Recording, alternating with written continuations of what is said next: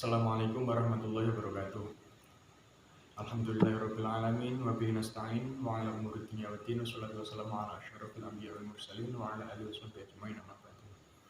Pada Al-Mukarram Bapak Meril Kurniawan selaku pengapu matkul psikologi perkembangan dan segala teman-teman mahasiswa Prodi PAI Madin. Pertama-tama marilah kita panjatkan puja dan puji syukur kita kehadirat Allah Subhanahu wa taala yang telah memberikan kita rahmat, taufik serta hidayahnya kepada kita semua sehingga masing-masing dari kita bisa melakukan presentasi dengan cara membuat video yang diupload ke YouTube.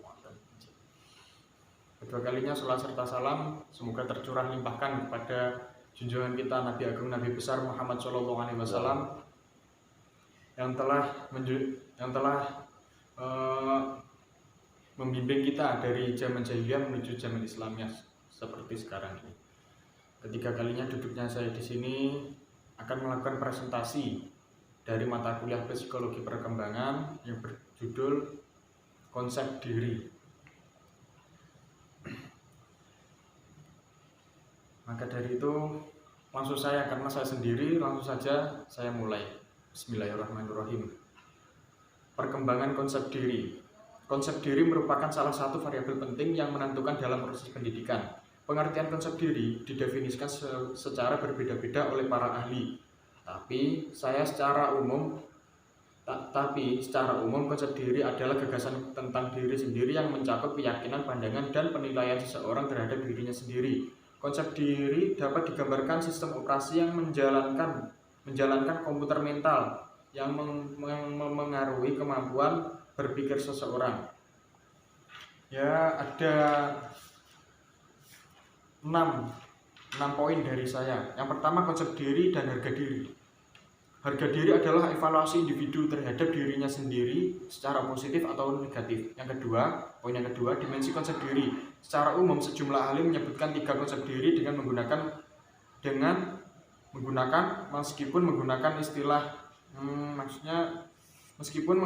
istilah yang berbeda-beda.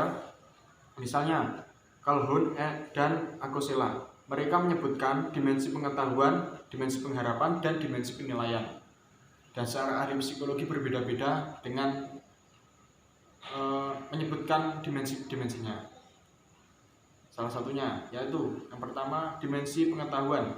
Dimensi pengetahuan adalah dimensi apa yang kita ketahui tentang diri sendiri, dan gambaran tersebut akan membentuk citra diri. Yang kedua, dimensi harapan. Dimensi harapan adalah dimensi ketika kita mempunyai pandangan siapa kita di masa depan yang merupakan harapan kita untuk masa depan. Dan yang ketiga, dimensi penilaian. Dimensi penilaian adalah pandangan kita tentang harga atau kewajaran kita sebagai pribadi. Dan 3 konsep tersebut dan 3 konsep diri tersebut tidak bisa berdiri sendiri. Memang perumusan konsep diri tidak pernah terumuskan secara jelas sebab pemahaman diri dan pengalaman yang selalu terjadi. Poin yang ketiga, konsep diri dan perilaku. Konsep diri dan perilaku mempunyai peranan penting dalam menentukan tingkah laku seseorang. Artinya perilaku individu akan selaras dengan cara individu memandang dirinya sendiri.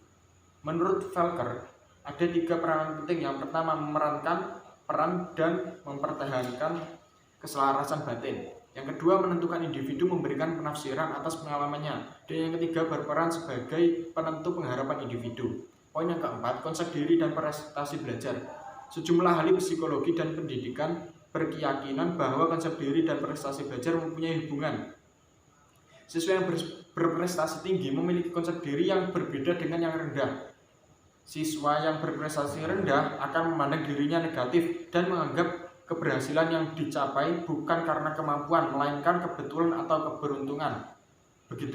Begitu juga sebaliknya untuk siswa yang berprestasi tinggi. Poin yang kelima, karakteristik perkembangan konsep diri dan peserta didik. Konsep diri bukanlah sesuatu yang dibawa sejak lahir. Dengan demikian, konsep diri terbentuk melalui proses belajar, lingkungan, pengalaman, dan pola asuh orang tua. Karakteristik dari peserta didik yaitu kalau saya dibagi menjadi dua, cukup dua saja. Yang pertama, karakteristik konsep diri anak usia sekolah. Seiring dengan pertumbuhan dan perubahan fisik, kognitif, dan kemampuan sosial, anak usia SD juga mengalami perubahan dalam pandangan terhadap dirinya sendiri dan perspektif orang lain. Dan yang kedua, karakteristik konsep diri remajaan dalam kurung SMP sampai SMA. Ketika remaja, konsep diri mereka mengalami perkembangan yang sangat kompleks dan melihat sejumlah aspek dalam diri mereka. Dan poin yang terakhir yaitu poin ke-6, implikasi perkembangan konsep diri peserta didik terhadap pendidikan. Sebagaimana yang telah disebutkan sebelumnya, konsep diri mempengaruhi perilaku peserta didik. Maka dari itu, guru perlu melakukan hal-hal yang dapat meningkatkan konsep diri peserta didik, seperti halnya yang pertama, membuat siswa mendapatkan dukungan dari guru.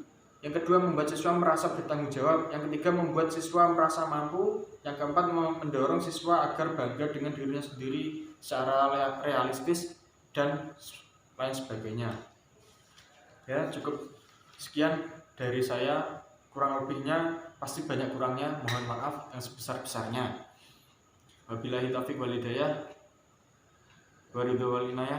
Wassalamualaikum warahmatullahi wabarakatuh.